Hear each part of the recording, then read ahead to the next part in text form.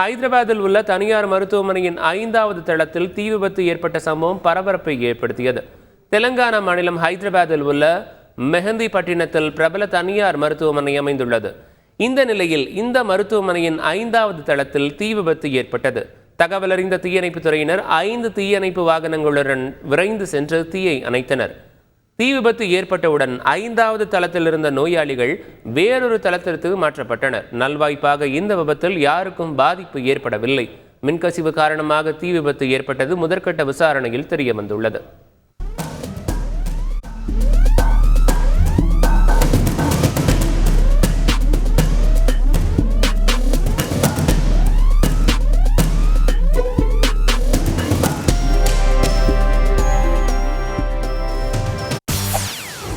செய்திகளை உடனுக்குடன் தெரிந்து கொள்ள உடனே சப்ஸ்கிரைப் பண்ணுங்க.